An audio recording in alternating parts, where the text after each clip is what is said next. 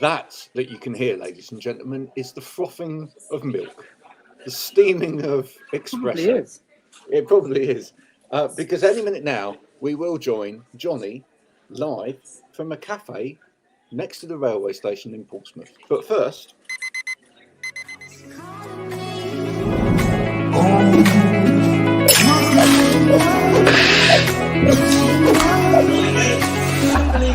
I need to get going, mate. I'll see you later.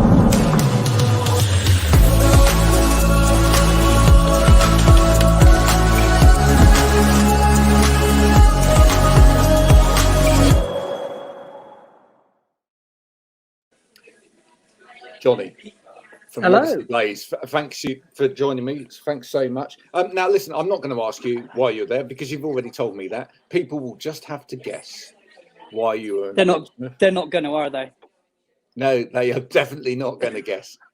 It's got something to do with some kind of craft.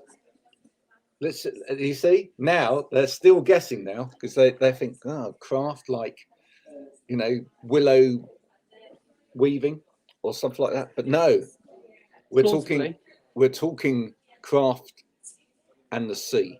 Now you can think about it. Now. Well, I'm in Britain's historic naval port, I guess. So yes.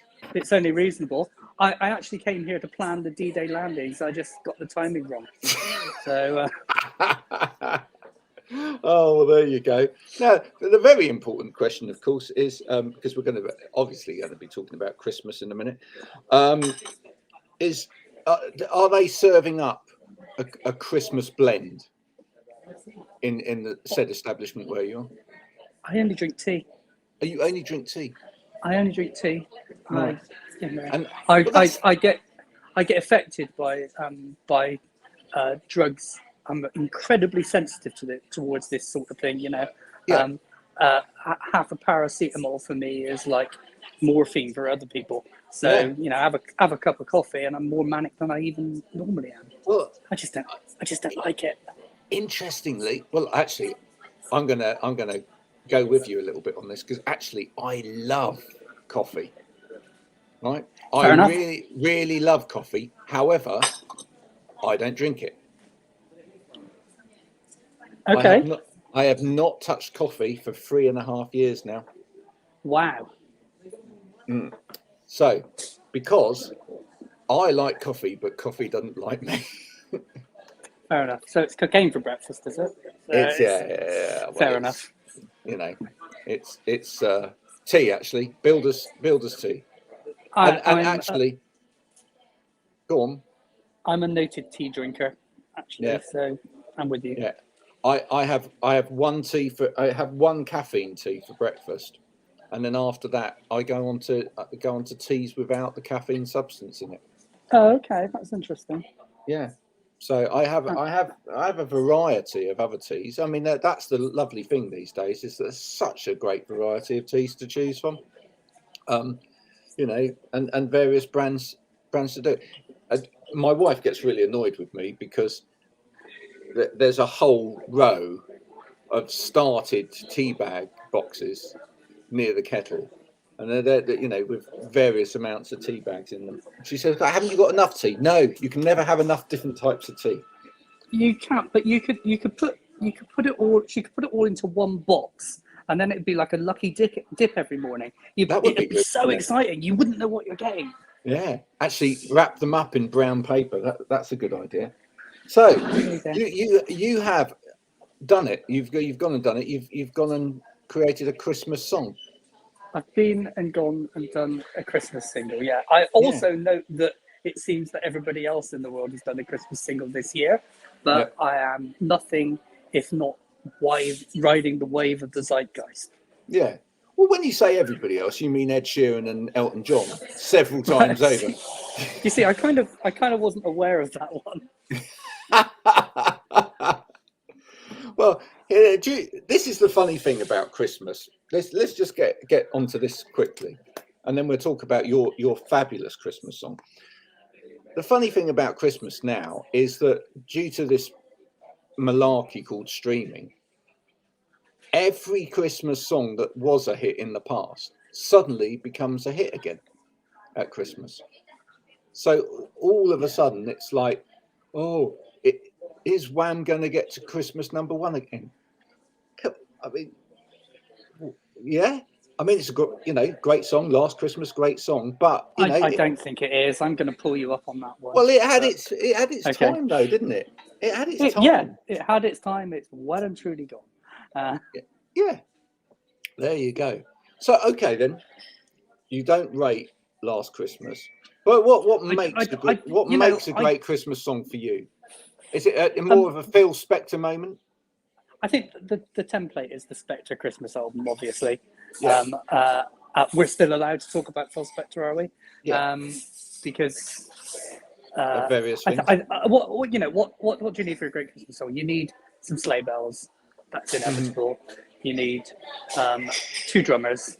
You need baritone sax single, and you need murderous megalomaniac in the studio control room. All of which we have. So that's absolutely brilliant. Yeah, absolutely fine. Yeah. I don't know. I think you know me, Graham. I'm perfectly happy to synthesize these things and actually work out what it is that works. Ultimately, you need a tune. Yeah. And I think that I'm loath to call it traditional, but if you go back to Christmas songs of years gone by, they're tune based. Yeah. And as opposed to an awful lot of hit records these days are not actually tune based. They're rhythm based, or they're riff based, or any number of other things. Yeah. I think generally Christmas singles are tune based. Isn't Mariah's single now the most successful Christmas single of all time? I think so. Yeah. I think so. It's a tune. It is a tune. It's a fine tune. You listen closely to it and you realise there's not a real instrument on the whole thing. Yeah. But apart from that astonishing voice, but fair enough. It hangs together as a tune. You have to have the tune there in order to be able to load all of these other things onto it. I think with Mariah's song, that's one of the things that has propelled it into the stratosphere beyond most other Christmas songs. Is the awful attempt that everybody else makes to try and hit those notes. It's just one of those things, isn't it? That you just hear people try and sing it, and for a Mariah record, she's quite restrained on it. I mean, she is in the neighbourhood of the tune an awful lot of the time, in the neighbourhood of the melody, and she rarely is on a lot of her other records. Yeah. But if you think about the actual thing itself, the tune is really, really strong. The backing is actually very simple. But again, it's within that Spector template, is it not? The Mariah single is in the Spector template, as is Roy Wood and Wizards. I Wish It Would Be Christmas Every Day. That's Roy trying to do Spector, and then before that is the Spector album with all of those fabulous records on it. Yeah. I mean, I think that and overseas, there's in America, there's long been this tradition of Darlene Love doing Christmas Baby Please Come Home on late night TV shows on America, which kind of gets missed here. But there are lots of Christmas traditions around that. So it's almost like the Spector album was. We know it was lost for a long while. It was released, then it was re-released by Apple, the record company, not the computer conglomerate. It was re-released, licensed and re-released by Apple, and then it was remixed and remastered a few years ago. It sounds fabulous, although of course it should be mono. But yeah, that's the template. The Spector stuff is the template, and an awful lot of Christmas songs have come since that, using that template as well. Yep. The Wombles. The Wombles. Absolutely. And I hasten to say, actually, I think to a certain extent, the Ed Sheeran Elton John song this year, it gives a nudge to it. Certainly, it should Okay, I'll go and listen to it.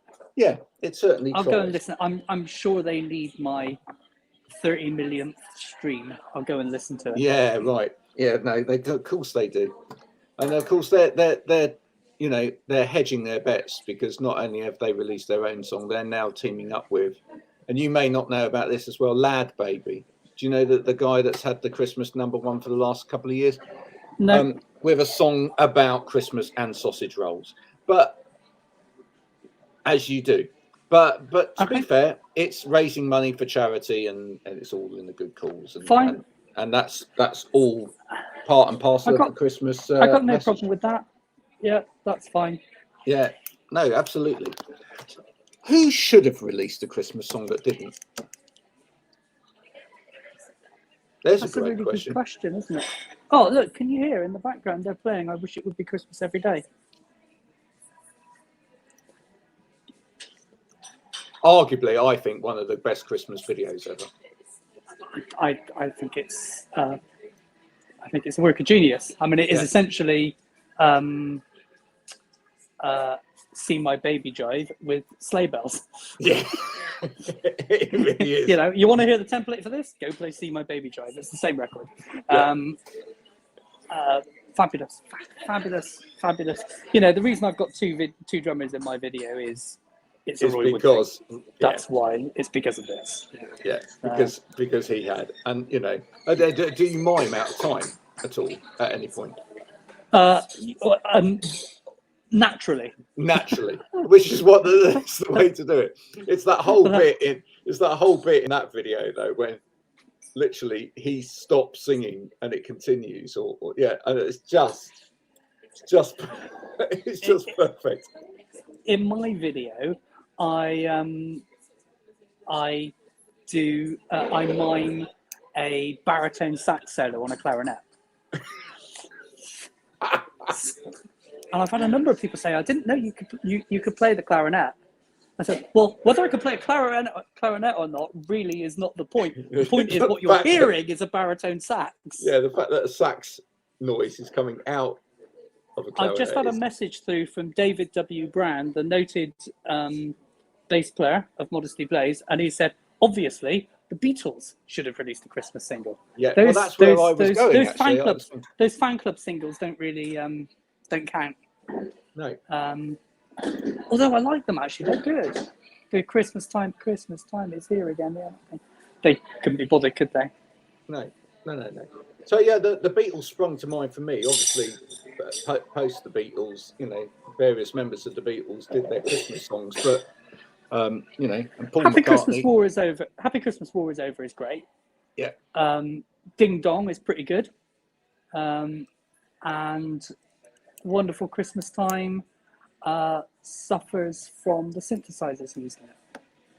It's a very, very, very simple song, backing wise, isn't it? It is. I always listen to that and think Paul had a new keyboard and just went. You know, and it's slightly out of kilt all the way through as well. Which I've always been really wary about making a song based on the sound. Yeah, but also making a song that uses brand new technology, because nothing dates. You don't know how to use it. But nothing dates a record as much as that. Yeah, right. It really does. You know, I mean, listen to all of those 80s records with Yamaha DX7s on them.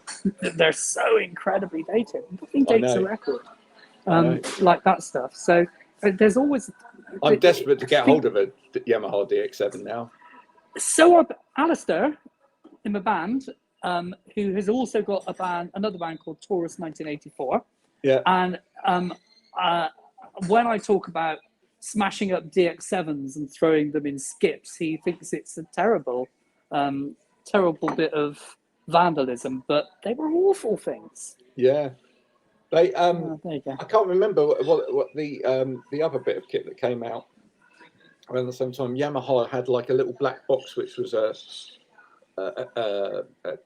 piano emulator. Here, probably remember that. Yeah, I've got. It's like I've an got, EMP something or other, you know. I've got a vintage keys module that's actually really good, which I've used quite a bit on things. We, connect up a keyboard to that and then shove it through valve amplifiers and stick ribbon mics on them, and it sounds fabulous. Yeah. I do not have a real Mellotron. I wish I did, but I do not have a real Mellotron. Plus, also, I don't have somebody who full-time keeps the real Mellotron working.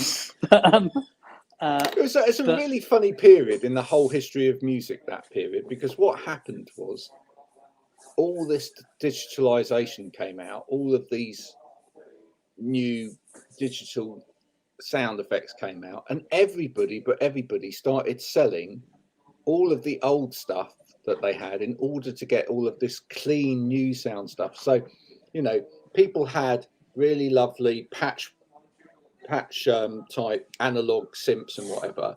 No, I'm going to sell it. I'm going to get a DX7, right? Same with amps. Now you probably remember this, right? The same with amps.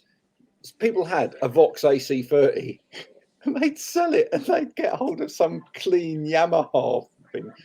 Other amps were available, but they get hold of some clean thing which had an absolutely clean sound to it. And then I think, and that, sort of 10 years went by and everyone went, why did I do that? It was suddenly like, oh, I want to get hold of a Vox AC30 now. Oh goodness, look at the price of it. Absolutely, I do remember that. Yeah, it was just mad. Everybody went clean sound for a while, and it was just like, no, it just sounded, everything sounded so clean. It was just horrid. Yeah, and then they spend a lot of money getting all things to mess the sound up again. Yeah. So, do you remember do you remember the influx of synth guitars? They were really strange things. They're really strange things. Although I've got quite a liking for, I like a keytar. I like a keytar. I don't have one, but I think they're very, very funny. I think they're quite cool. I think they're quite cool. And actually, I mean, I think they've survived. And of course, of course. Yeah, I mean, in retrospect, it's the keytar that was cool about Cameo, not the rest of it. Yeah. But and the movement that you can do with a keytar as well. Yeah. That's absolutely it. But no, the guitar synths, and for anyone that's too young to remember, this was basically a guitar that, well, it really didn't sound like a guitar. It sounded like it was a MIDI instrument. You plug it in and it would play whatever your keyboards were. It's true, but people have been doing that for a long time before that. Remember the Vox organ guitar? Yeah. Which is a fantastic, insane thing that never worked. But again, a glorious idea. Yeah. Or alternatively, you could just play the organ. because it's there. So yeah. So the Beatles should have made a Christmas record. Somebody posted on Twitter earlier today a picture of Howard Jones with Keith Emerson. Now I thought that looked like a possibility for a Christmas single. It's a possibility, but in terms of a Christmas single, that's two people together in the same room that should never have been allowed to make a record, let alone a Christmas record. Howard Jones, come on. Keith Emerson for the Knives, fair enough, but yeah, well, it would be an interesting Christmas record anyway, wouldn't it? I mean, but anybody else you can think of that should have made a Christmas single? Did the Stones make a Christmas single? You know what? Not that I can think of. There's still time. I mean, there were singles band, weren't there? I mean, the Stones were singles. I think the Stones really is a singles band because none of their albums are listenable all the way through. Even their Satanic Majesty's Request or Exile on Main Street, it's a long album. I'm not sure. Now, I'm going to say, because your Christmas song, and when people hear it, they will understand. This does follow the template. this is a Christmas song. For a start, it actually It's has got words. Christmas on the cover. Absolutely. For a start, it's actually got words in it about Christmas and coming home. There is a little nod in there, is there not, to that?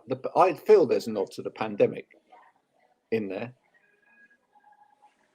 In as much you know as what? travel restrictions. I think that the ideas behind these things are quite often you let them go, and then somebody else thinks of something, and then you think, is that true? Yeah, it could be. Yeah, it could be. Yeah. Well, just the travel restriction element. Yeah. What I'm trying to do is bung in as much as I possibly. We've spoken before. It's not just got the kitchen sink in it. I've broken in next door, ripped out their kitchen sink, and shoved that in as well. So I'm very, very pleased to tell you that this was mixed and mastered digitally, and the studio had to put a new computer in because I had used so many tracks. That's fantastic. Which I was very, very proud of. That's fantastic. And there's everything in there. Luckily, I have an orchestra at my disposal, and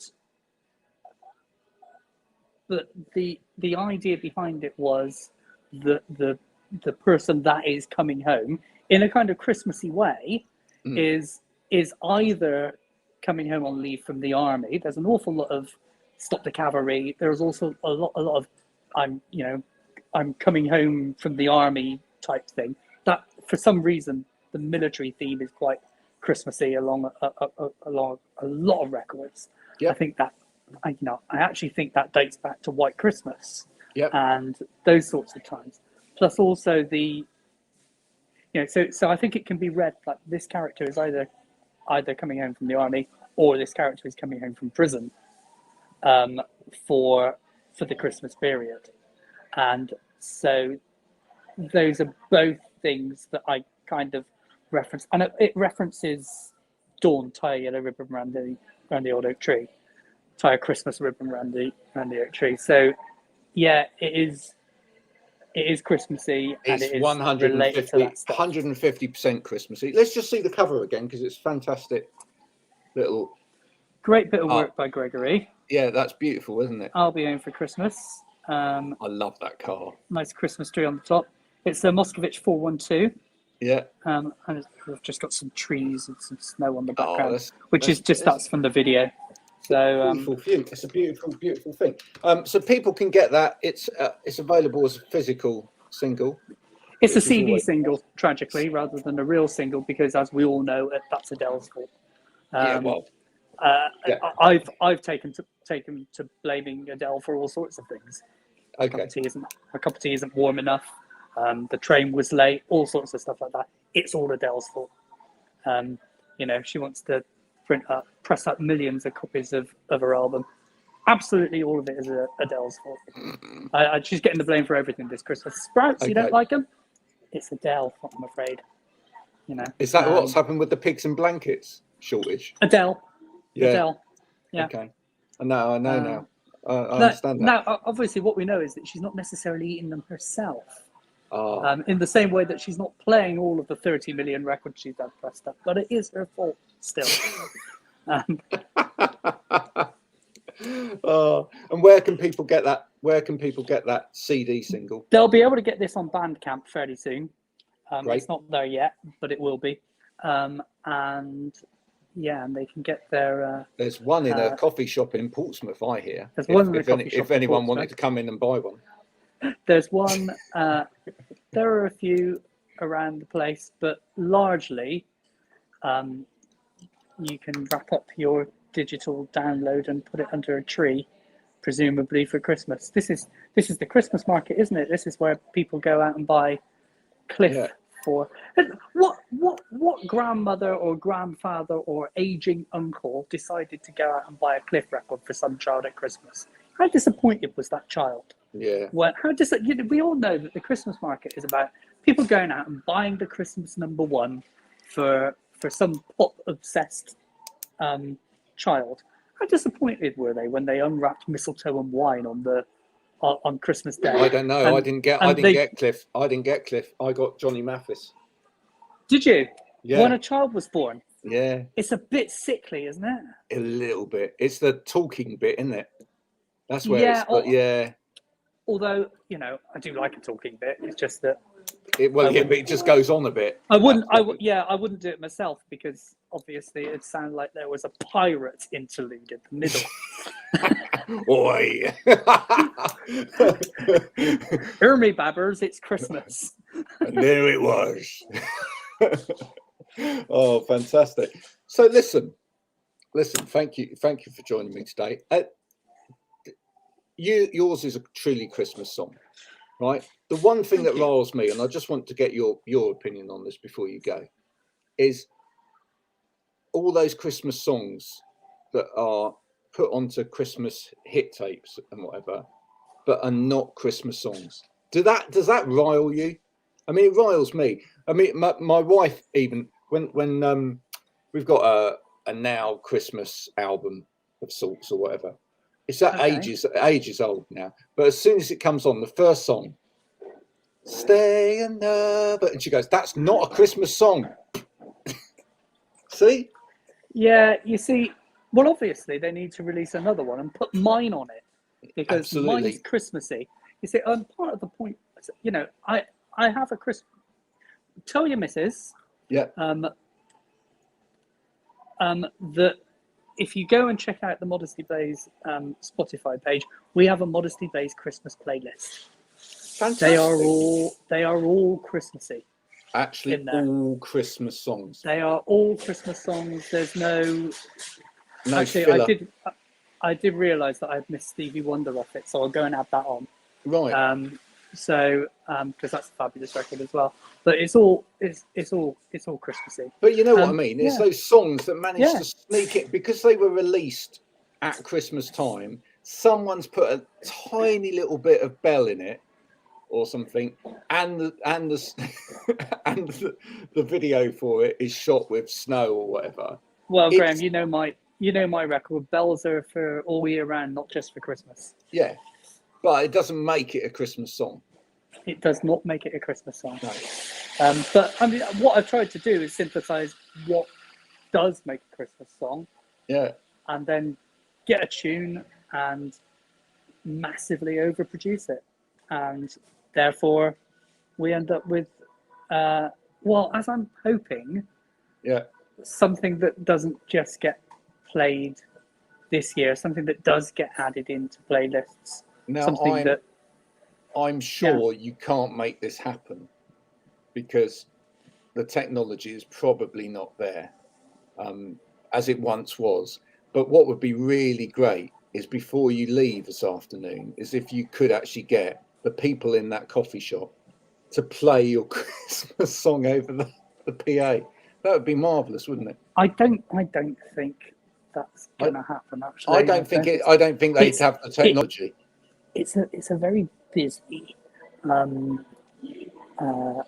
next to the railway station coffee shop. There are a few people in here who've been here nearly as long as me, but most of them are looking like they're waiting for a train, or not just come from a train, but actually waiting to get on one. So, and there's only one person on duty, which I think is.